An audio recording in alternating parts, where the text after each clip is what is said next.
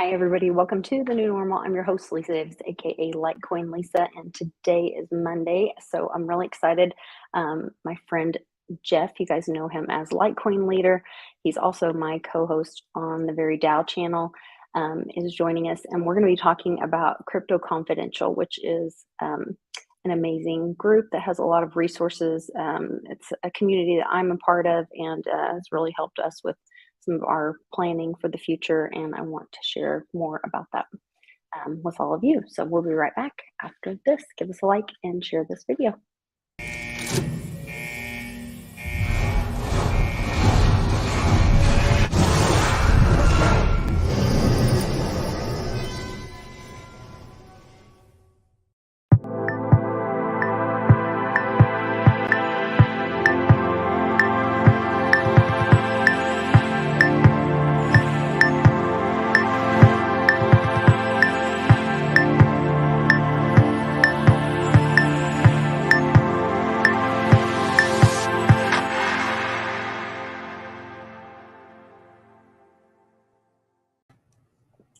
Welcome, Jeff, or welcome back. We've been spending a lot of time together lately. Yes, we have.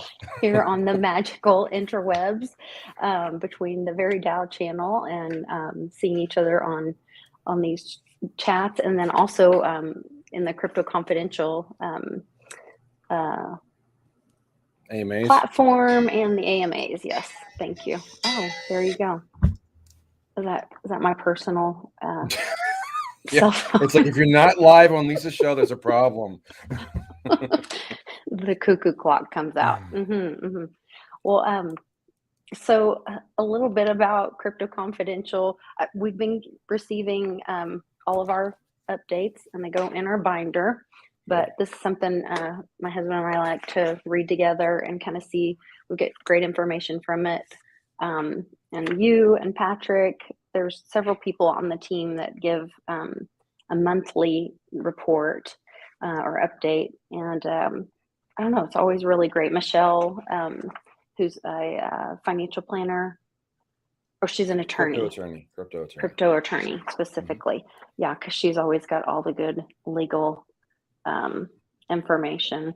And I loved her, kind of her way she went at things this month was 7 top mistakes people make when estate planning for your crypto, which I think people aren't really thinking about that at this point. Kind of when you're not here anymore, you really don't want your crypto to just go away, you know.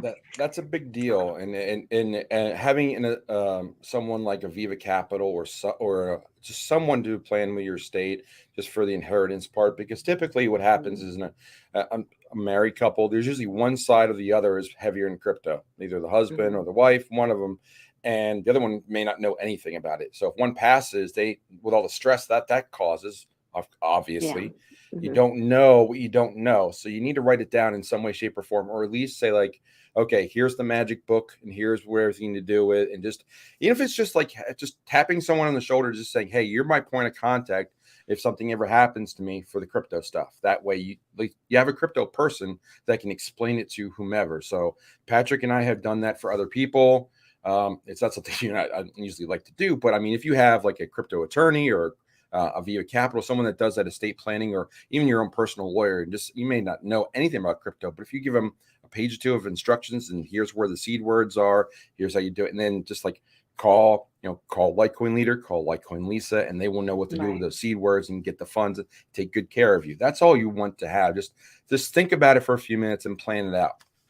Right. Because what a shame. I mean, if you had put all this work and education and then investment into it, you know, and then something happens to you that's unexpected. I mean, we just had a family friend. He was training for the Ironman, and he was hit by a car. An elderly lady came up behind him and hit him, and he's gone now, you know.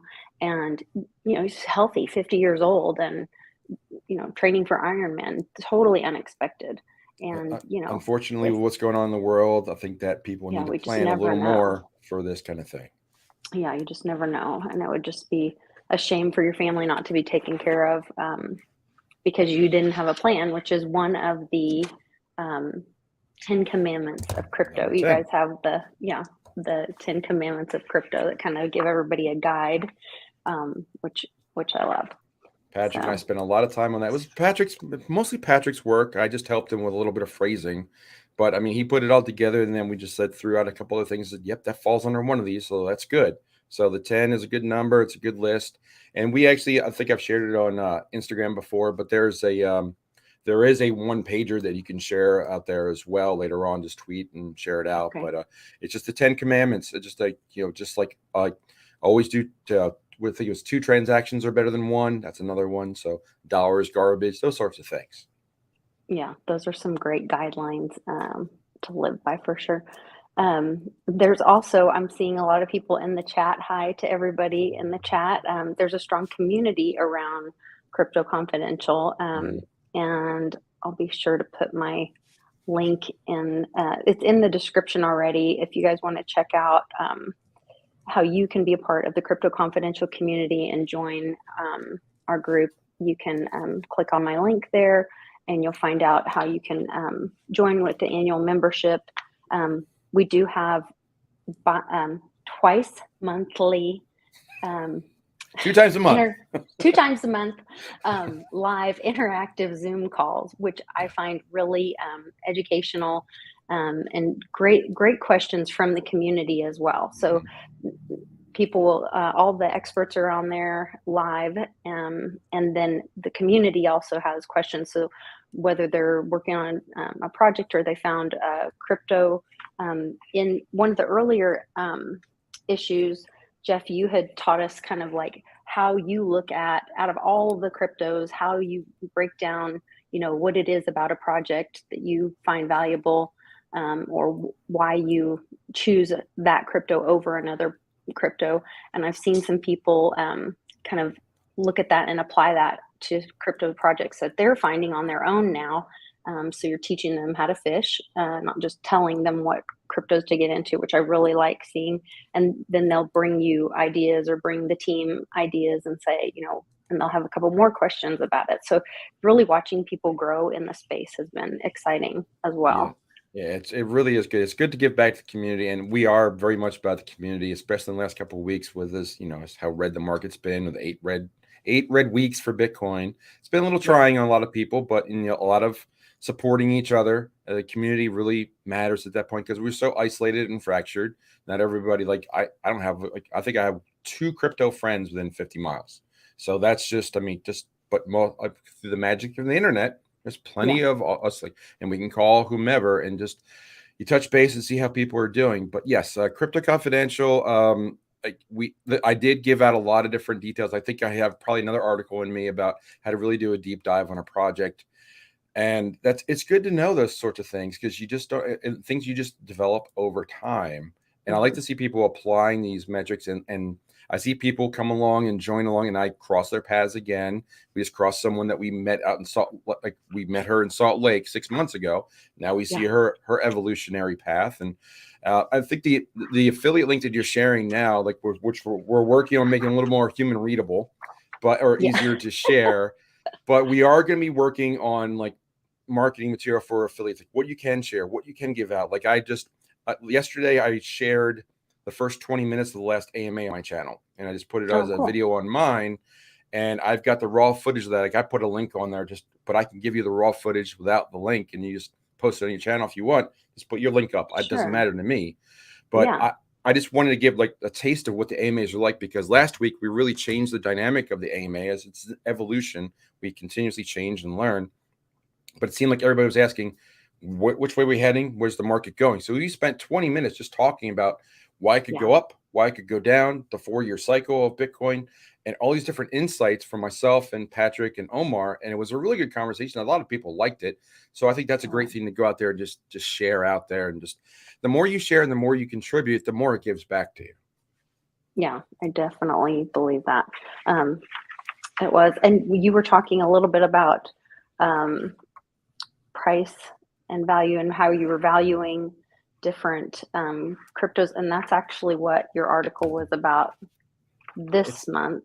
it's tough for me to remember which funds which month because I write like right now I'm Oh, about so you're yeah. already moved on So to writing all I'm of about them. to like so our first deadline is the end of the month, and I usually do like a recording, and then one of our members who's actually he's going to be on my channel soon as well. Daniel Pace, he does a lot of things with Theta, so Hmm. he's kind of like our ghostwriter. Patrick and I use him, and just we do a recording, and he just turns it into an article, and then we can edit it, so we can work faster that Oh, way. that's awesome. So that's awesome because he's a crypto guy and he's a writer. So it's perfect.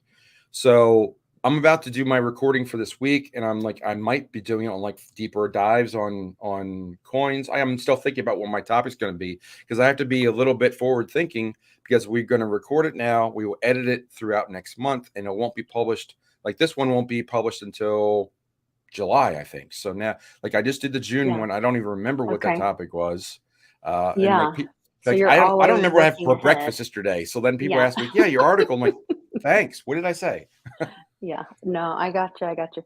So you were talking about price not being equal to value, and then Yes. you closed out with the quote, if you want to make a fortune in crypto, you only have to be right once.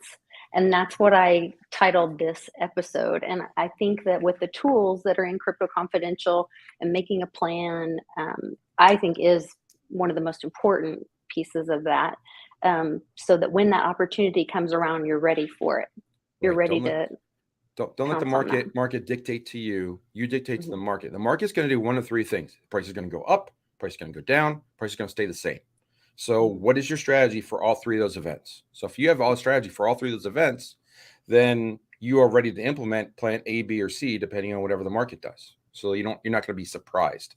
The only thing that the market can do is go up, down, or sideways. So that's your three different strategies you needed a plan for. And you can be sure it will do all three of those things. All three of those, maybe simultaneously. Hopefully not. Right. Hopefully not tank. But Oh, yes. man. And as Yeah. far as that value price thing, that like it was funny that came up in an AMA, and one of the members said, "Hey Jeff, you said this the other day." And I'm like, "Oh really? What did I say?" And he said something. He said something to something about he was asking about price and value, and that led to one of the quotes that I've been using a lot, where it's like real wealth is acquired when you find value before it's reflected in the price. And that's the Ah. one I've been saying a lot, and that's kind of like my new tagline.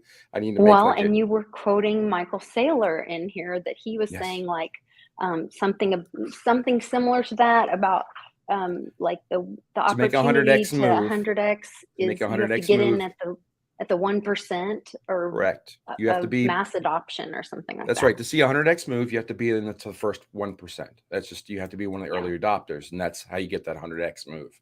It doesn't Hmm. happen all the time, but that's how you can also hedge your bets and be in like the penny coins or the early coins, and that's how a lot of us did well for the last couple of years, despite ugliness. Some of us who got into Theta or Matic or other things or Divi Hmm. really really early reap the rewards, and obviously now like things are down, but you're still up in the long run.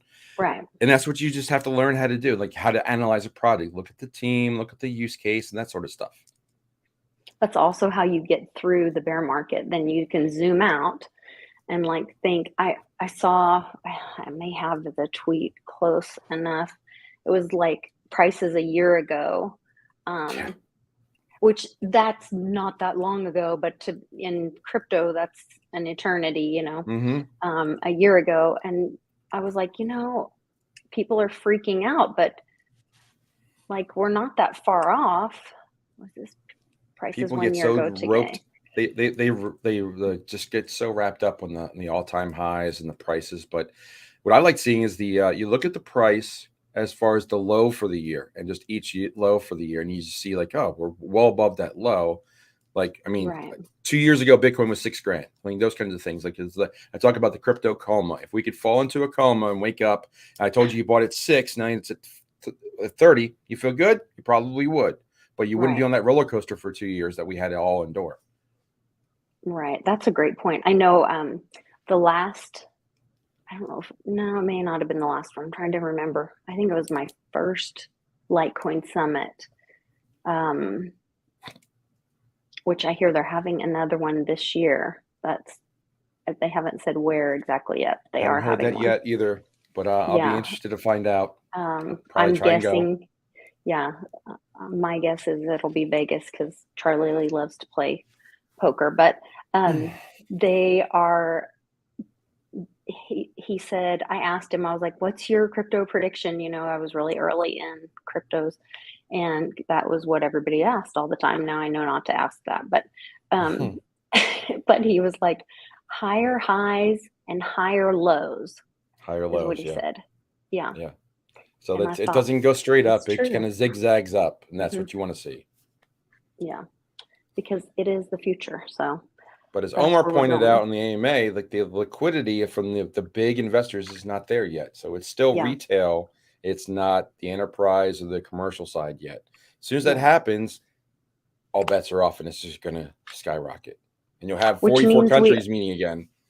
we are in that opportunity for being those early adopters. Well, This yeah, I is think, yeah, I'm keep stepping on you. Sorry. But no, go ahead. I think I think on that, let's see, there's the innovators, early adopters, and I think that's where we're at. We're at the early adopters. So we're somewhere between 10 and 15% adoption. And the tipping point is usually 15 to 20%. So we're not quite there, but it's so prevalent that it's just ready to go. And then, again, when you have 44 leaders of countries, and I'm talking about that on my show next. I think so. I did 2 videos this morning. I can't remember which one's which. Today, tomorrow's about the Swift system. So today, I think is, yeah. So I went from the Premier League to Ted Lasso to crypto. And I'm not sure how I did that in 10 minutes, but I did. It was pretty interesting. So You went right through it, huh? that's right there. Well, I did surgery. I did remote surgery through the metaverse the other day. So I'm just trying to find these interesting stories and share them with people that I don't see in other channels. And that's harder and harder to do. Yeah, definitely. Well, on that, I did, and I meant to send this article to you, and I didn't, but I'm gonna dump it on you right here publicly.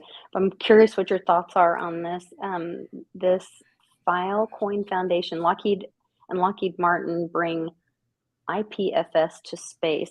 So basically, they're like talking about decentralized storage, and this is where they were talking about that it'll be easier to talk about. Let's see, if you're on the moon, there'll be a multi-second delay with every click as content is retrieved from Earth. So they're talking about that data doesn't need to go back and forth from Earth. Oh no, hold on. Instead, when you put it in IPFS content ID, that content is retrieved from wherever it's closest. So they're saying like have it be decentralized, so they just pick it up from whoever had it last that it was closest to, so that it can travel a shorter distance. Yeah, I What are don't your know. thoughts on that? I think the mile's a couple. I think the moon's a couple seconds away. And I think that, yeah, if you were going to do a real time stream, you'd have kind of like when you do a satellite feed and there's like a delay. It'd be a little bit Okay. more exacerbated. Not to get all extropian on you over about that, but had to work it in. You caught it. Good. Great job. Great Thank job. you. So you guys can look that up later. Well It's an done. inside joke. But yeah, when you're on a different planet or out in space, like I know it takes 8 minutes from sunlight to get to the Earth. So that's like 93 million miles. That's how long the speed of light takes for us to get here. But when you're in space, or when you have these lags or this distance, you can't overcome the speed of light, because it's the comms is going to have a delay. What's probably going to happen is you will have relays. If we actually have a colony somewhere, we'll probably have relay stations between the two. It just would make sense to relay that information. Otherwise, you're just going to have it won't be real time. It'll have to be near real time, and they'll probably work on other protocols to make it as smoothed out as possible. Because doing us chatting over the internet is fine right now because we're only one time zone away, so there's not really any delay. But if I was talking to you from Malaysia, there would be a lag. It would be even worse if I'm on the moon. So they're going to have to figure out how to deal with those time lags that you can't overcome with the current understanding of physics. I don't know. I just think it's very strange that they're like spending time on all that stuff when Well, I have said this before, realistically and I think we never even went to the moon. So there's that bizarre to too, me. or maybe we didn't go and we said we did. We'll have to see. There's that possibility as well, because Yeah. it just did. We said we had to be there by the end of the decade, and we just happened to go with 6 months to go. Anyway, That's a different show. High TPA. I'm sure you're Yes. listening. Yeah. But as far as I mean, I said this before, the only thing that makes sense as far as using money in space, it has to be digital. It has to be electronic. Right. We're not going to send gold or paper to outer space. It makes no sense.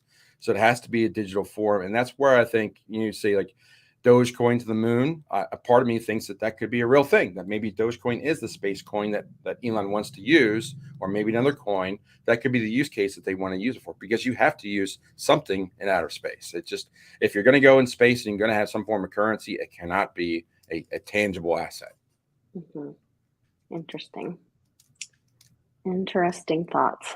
Well, I don't know what to think about all that, because I'm just not sure about where we went or if we went.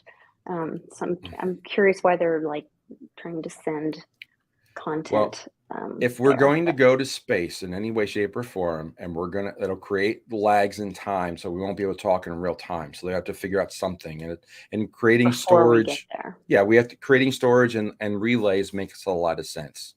And I'm not even going to address some of the comments that people are going to like. Tom is off in La La Land, and he's on Game of Thrones again here. Make their own comments. Yeah. Yes. Will be interesting. Yeah.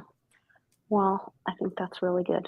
They do have upcoming events in Crypto Confidential, and I know we have an upcoming event that we're talking about. I've got some things happening with my show. We've got in June, we've got Westwood coming up. You're going to be joining us, I believe, in Illinois. I don't think I'm going to make Illinois. I don't think You're I'm not going to make Illinois. Okay. But you might come to Oklahoma City. Rumor has it I may make it to Oklahoma City. Might make it to Oklahoma City on August 6th. Bixweir will be here. Hopefully, Litecoin Leader will be here. We'll see what all happens with that. And it's Public's birthday today. It's his rebirthday today. Well, I'm not sure what that means. Is this when he woke up from the coma? No, it's probably when he woke up from the coma. That's right. Okay. After his motorcycle wreck. Mm-hmm. Good. Well, we'll have to happy rebirthday there, special Jason. Happy rebirthday, Public. Yeah. So. And then we've got a big, exciting Crypto Confidential meetup with a special happy hour on Friday in the greater Atlanta area. Yeah, it's going to be about an hour north of Atlanta. I think it's the second Friday of August that we're shooting for. I think it's the 12th, if I'm not mistaken. 12th, I think. Yeah, I believe it's the 12th. So the closest airport is Atlanta. And I'm on the border of driving or flying. I might be, and it really depends on what I'm doing the previous week and gas prices and all that good stuff. So I'll be figuring out August at some point.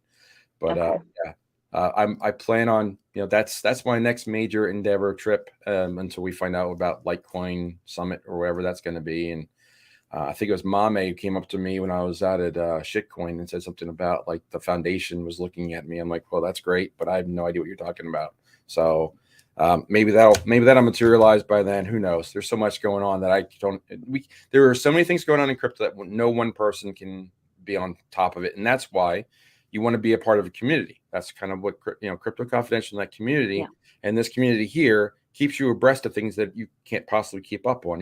I can't even watch all the YouTube channels I want to watch. I have so many people on my list. It's ridiculous. And I can't even keep up. I can't watch long videos. Sorry. I've learned to use the speed thing. If I don't catch it live, I watch people at like 1.5. So everybody has a really high pitched voice and talks really fast. Yeah, I don't think people can watch me too fast because I just talk way too fast sometimes. But I can watch Cliff at about 1.5 to 1.75. X22 I can watch at 2. Ben I can watch at 3. But it really depends on the show. Bix I can watch over 2 as well. So, but that's how I watch. I watch even Ninja. I watch at like 1.5 to 2, somewhere in there, because you can when you get used to that, you can digest more information, and you do the math. You can watch 3 hours inside of 2, so that's helpful. And if you need to back up, you back up. Yeah, I like to also watch them multiple times because I'll catch things especially Uncle Cliff. Because he's so into language. I mean, that's what he does. He's a coder and he's very specific with his language. So I'll listen to him multiple times, or I'll read his Substack multiple times, and you'll catch things, or he'll use specific words for a reason. And so you can catch things. It's funny that he's trying to say. When I'm watching a bunch of videos, sometimes I'll see things like I'll say some I'll see like a serendipitous moment, and I'll just get like chills because like all three people are talking about the same thing, but they haven't put it together. And then all of a sudden, like, oh, now I see, like, I'm watching Lin Zhang talking about gold and silver. Then I'm watching Cliff, and then I'm watching X22. I'm like, okay, all that now converges. Now I understand something. And then I take it in a different direction. So that's kind of the videos I like making more when I have the time to watch a bunch of videos and say, well, Ninja said this and I said this, and now here's how I see it all coming together. And that's kind of led to, like, I think one of the late mantras that I've been saying a lot on my channel is like, the third world is going to lead the way and over the first world. And with the 44 leaders that just met with President Bukele last week or week before talking about Bitcoin, the only way for them to get ahead and become a second or even first world nation is finding another path, because the G7 has them blocked. The G7 through the G20 is really where the BRICS nations are, but G7 and then G8 is Russia. Russia's added to the 7 to make 8. And then G20 adds the rest of the BRICS nations. So, and if you're not in the top 20, you're basically, it's the same. If you've ever read about the BIS meetings or the monetary meetings that they make, there are certain levels of rooms that you're allowed into from whatever country you're at. And you have to be on the outside waiting to get in sometimes. And sometimes you get people coming in and out of the room. They're not, if you're from Nigeria, you can't be in the G7 meeting, but you can be outside the meeting hoping to catch, the United Kingdom or the US representative coming in or out. But you're not in those conversations. You're not in that you're not in that club. That's right. You're not in that club. But when you combine all 44 of these countries and put them together, along with Bukele, which happens to make 45, just a number there. See. But and you put all that together and add up all of the GDP of all those countries, you're starting a border. You're starting like, hey, maybe that alliance of whatever they would call it, like a Bitcoin alliance, whatever those countries would do. Wow. They could be comparable to one of those 20. And all of a sudden, oh, wait a minute. Now you've got 45 players that are willing to trade with each other with Bitcoin. It just changes the dynamic immensely. That is a game changer. And a lot of their, you also keep in mind, a lot of their countries have high population. I mean, they might be small GDP individually countries, but their populations are large. And if you make them then independent from the corrupt current financial system and make them successful, that's a game changer. Well, it's a never-ending loop. They can't increase their GDP because their finances are all messed up and their people are struggling. So how do you break that cycle? You need to change. You need to leave the old system and come into a new system. Yeah. So protect your resources. I mean, like most of the countries, I was looking at them. I think this is on the video that's coming up in half an hour, but it was Africa and Asia and Latin and South America. So they all have resources. They just don't have a lot of exports. So first they need to fix their native countries, and then their native works in their own infrastructure, which was corrupted. If you've not read the book, you probably should read it, or at least get the audio of it, which is Confessions of an Economic Hitman. And he talks about how the U.S. would send people over to other countries and they would do an analysis of like, hey, if you just build these roads and build this, and this, you will have, your economy will boom. Well, they took out all these loans from the U.S. and now they're debt slaves because they owe so many dollars to us. And these are those loans that they're defaulting on now, that Sri Lanka just defaulted on, and that they're having trouble paying back now. Well, and with the sanctions, Russia can't pay back, right? Yeah, that goes back to the SWIFT system. So the SWIFT system, that's something I'll touch on tomorrow. The SWIFT system is irrelevant. I'm just waiting for people to just realize. Right. Do you understand what the SWIFT system is? Yeah. Okay. Do you understand it's basically you've gotten money instead of you've gotten mail? That's all it is. It's a message system. It actually doesn't send any money back and forth. So to be excluded from the SWIFT system really doesn't mean a thing.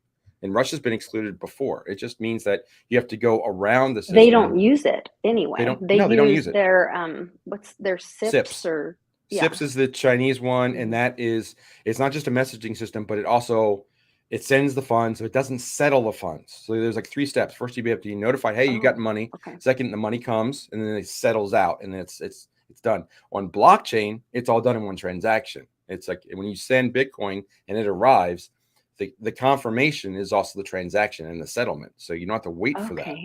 I didn't know that. So the Bank of International Settlements, way back when, this is now a history lesson, but what used to happen before, like it was such a global marketplace, every so often countries would go to London and say, okay, France, you owe Germany $20 million, and they'd have to ship it or confirm, like, okay, settle up your books, who owes what money, and the international settlement would be Germany owes France $20 million, and they have to send them gold or whatever to settle up, because that's how their ledgers worked.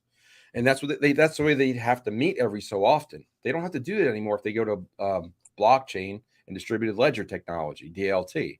And that's why everybody is pushing. They're all talking about, they're testing the SWIFT system with CBDCs, which is ridiculous, because it's like testing, I don't know, testing a Model T car with, a computer installed. It doesn't make any sense. Yeah.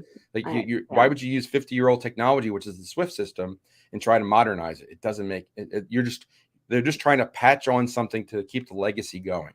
Mm-hmm. Yeah, it's absolutely ridiculous. Well, and this whole Davos thing right now is, I can't tell if they're doing that and bringing so much attention to it. Like Jack, and I always say his name wrong, Becky or Posobiec? Yes, thank you. The guy from Project Veritas was detained this morning, trying to do some investigative reporting around Davos.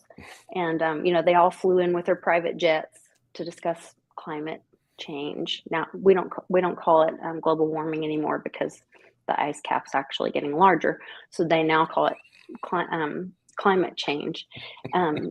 But they all flew in on their private jets and parked them, in their show of great wealth and strength. And it's just bizarre. But he's being like detained and all this stuff's going on. But I'm almost like, is that to draw attention for people to see, for the normies to see, like, do you realize there's these big clubs, that there's these big meetings that happen all over the world, that there's this other class of people that make these decisions that you don't get to be involved with? These threats lately about I'm afraid to even say anything, because we got in trouble for our last video. Yeah, I don't know, but I will throw this out there since we're talking about Davos. Did you see that I was not able to vet this, but someone did send me that apparently something happened at the Geneva airport today? I did not see that. Okay, well, apparently the Geneva airport, from what I saw, was that there was to sign a treaty by who, there was apparently something at the Geneva airport in Switzerland, that there was an explosion and that people couldn't actually arrive, and they canceled the meeting. So something to check for you guys. Really? Yeah. I don't have a tweet or anything for that, but I saw that someone sent me on that on Telegram, but I don't have a link. Sorry. Maybe someone in the chat could find it. But that's what I saw earlier today between various calls and whatnot today.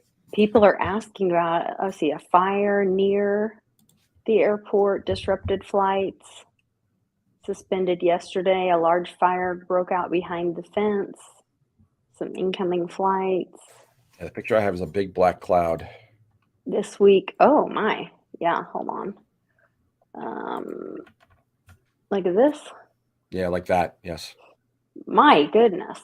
It says a Gulf Stream 4 of the Botswana government. Let's see, it was also one of the last aircraft landing before the airport was temporarily closed due to a big fire next to the airport with lots of smoke.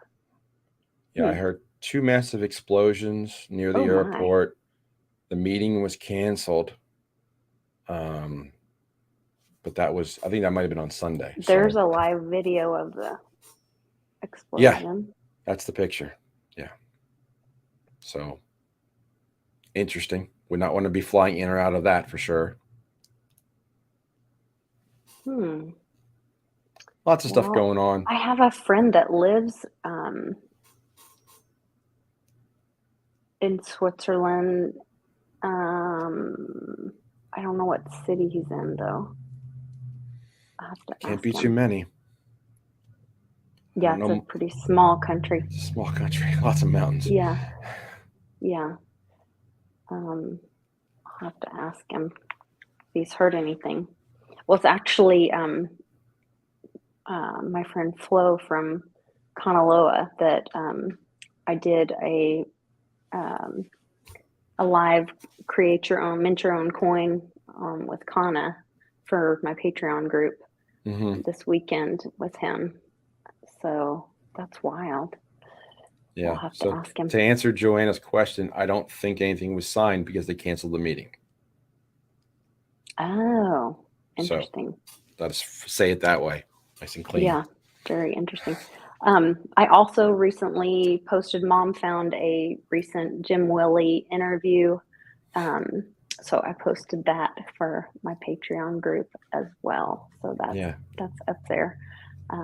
Lots of good stuff. And you can find a link for that in the description if you guys want to join that too. So I posted a pretty decent one about a good summary of Nasara and revaluation and the GCR. that was interesting. Yeah. That was a good presentation that guy made. I was in my Patreon. I think I sent it to you as well. Yeah, you did. Yeah. So I don't know that I thought it was funny because I listened to Bix talk, he hates the whole Nasara Jasara stuff. And or Nasara Jasara is I think how public call says it. And I think there are different versions of it over the years that have come out. And now people even talk and say there's a Trump Sara, whatever. What I have always been told, or what I had been introduced to, and I don't know where I land on all of it, to be honest. I'm open-minded to listen to it, but what I had understood it was that it took us back to a form of constitutional money, that it was a constitutional education of America. And what I have been seeing happen through even the Great Infection and everything was some of this constitutional education of America, not just America, but of the world, because you're even having Canadians being called patriots and understanding that they actually don't even have a constitution. Or is it Canadians or under people British in law? the UK that they they actually British law. They got freed in 1982. Okay. I learned that in homeschool by homeschooling my son. But they weren't freed from British law till 1982. Can you imagine? And they speak French there, which Cannon had. That was a great question. He's like, but if they're under British rule, why do they speak French? That's from back when the French. That's when the French had Quebec and Montreal, and that's what it stems from. Back then, this 1600s or so, there was a lot of French traders that settled in that area. Yeah, settled in the area. Okay. Well, he was very confused, and I was too. So we still didn't catch that. The Montreal's kind of okay, but Quebec is they're very much into their French stuff, and it is what it is. But that's what they like. Very interesting. Yeah, it is. I can imagine. Well, I guess we certainly have bilingual areas in our country too now. But for sure. But so back to the Nasara Jasara stuff. It was my understanding that it brought us back to a constitutional money, which that is exactly what Bix says too. He says, yes, we're going to go back to a constitutional money, but he doesn't like the Nasara Jasara part. So it's interesting to me that there's so many parallels in the Road to Ruta and the Nasara Jasara that I was introduced to. I guess there's several. It's almost like, and I do not mean this in a blasphemous way, so I apologize if this comes off that way, but you know how like the Bible and the Quran, like the Old Testament and the Quran are very similar, have similar stories, but they're two different books or religions, so I think that's where, I don't know, it's just interesting to me that people can be so divided. Many times. That's true too. So you got to Yeah. be, you have to go all the way back to try and trace it down, which is not easy to do. And I know that's kind Yeah. of what Cliff does. I mean, he loves to get ancient texts and go back. And Yeah. I just don't have the patience to do that. But I admire that they can do that. But yeah, it's as far as Nassar Jassar, I would love to sit down and talk to Bix about that. Maybe we do that in Oklahoma. But I think that we could probably have a pretty good debate about the way I see it is that there are elements of Nassar and Jassar going all the way back to the 60s when the farmers first introduced it. It's been kicked around for years ever since. The debt jubilee has been associated with it, and lots of people have been, the debts have been forgiven for whatever reason. I know Pimpy had a student loan, I think, forgiven. I remember that story. But there's lots of different ways to look at this, and if some of like the if the usury or the interest of credit cards is illegal, then that could be declared null and void. But there's so much in the old system that we may just have to hit the reset button, and it goes back to the revaluation where everybody looks at like, okay, here's your natural resources, and all countries are getting more and more nationalistic and going back to their native currencies, and it doesn't work for those countries that are just screwed with whatever currency they've left having. Like El Salvador was left the dollar, and they were getting inflated to infinity. Zimbabwe, name 10 or 12 countries. There's probably issues in their financial system. So if a country goes back to a nationalistic view of a currency, they basically need a new currency or to revalue what they currently have. So a lot of people are looking at the Iraqi dinar, the Vietnam dong, or the Zimbabwe zim, whatever they call it, and looking for that to be revalued, and then based on whatever their natural resources. And there are people that are saying, and I have no idea to prove this or not, but then people have said in the last 5 years or so, almost every country has been audited for how much natural resources they have to help to figure out the GDP and their value of the country, and helping to revalue that currency. And now even South Korea, I think, which I don't know what that currency is off the top of my head, but I know that's got a lot of zeros to it. So they could be dropping zeros as well. So lots could be going on with different finances. Yeah, and in that video that you sent me, I think it was in that video you sent me, the South Korea and North Korea share currency now. They do? I didn't know that. I think it was in that video you sent me. I recently saw that they have a shared currency. Was that not the place where I saw that? I take in a lot of content. Yeah, it's so hard. Like South Korea has the won, WON. I saw a picture of all these different currencies, and they were making a statement that South Korea and North Korea, that part of Mr. T going over there and stepping across was talking about them actually making an agreement, and they're going to be sharing a currency now because they're going to be trading and stuff. That makes a lot of sense. Was that not in that video? It may be, but I mean, I just glossed over it but it's the won, WON. They both have that as their currency. South Korea and North Korea won. I don't think that I think they're delineated. Like North Korea has theirs and South Korea has theirs. Like they're worth different amounts, but there could be a reunification of it. I wouldn't surprise me. Just like other countries that were reunified and broken apart and put back together. It could happen, sure. Because I had also heard that Taiwan and China had come to an agreement and so we're not going to have that crisis. But then I had also heard that Bank of America is basically bankrupt, in trouble, and that about the other banks are like holding it up because they're a too big to fail bank, and so any minute that is going to tip over, and the bail-in is going to happen. People are going to freak out. That's one of the rumors why mortgage rates are going down, is that they need to lend so they can actually create some more money and create some income. So mortgage rates are going down. Mortgage rates are going down. They went from that doesn't make any sense. High fives down to low fives now. So that shows a proclivity to try and make more mortgage loans, which is how banks make money, by creating money out of nothing as a paper and selling that paper. So they weren't selling that paper. That doesn't make sense, because if the Fed raised rates, then the mortgage rates should be going up. Yeah, but when they first said that they were going to stop easing or stop buying the bonds Yeah. and starting to tighten, the mortgage, that's when the mortgage rates went from 3 to 5.5. So they Right. they overcompensated. Now they're settling back down to like about a flat 5.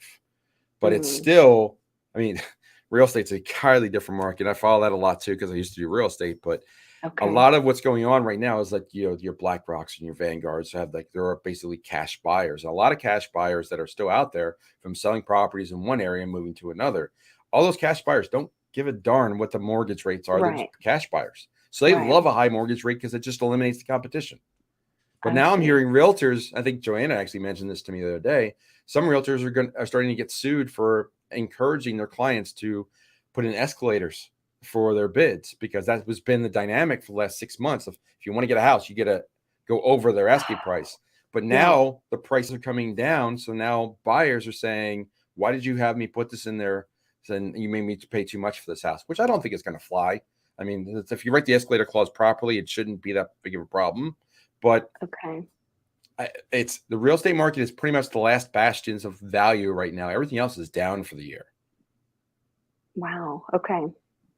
So that's well, and I have been hearing that housing prices are starting to come down, and I'm seeing Mm-hmm. it because we've got our eye on a little property area that we're interested in, and so I've got notifications on, and all of a sudden, I'm getting these notifications that the properties are coming down, and I'm like, Mm-hmm.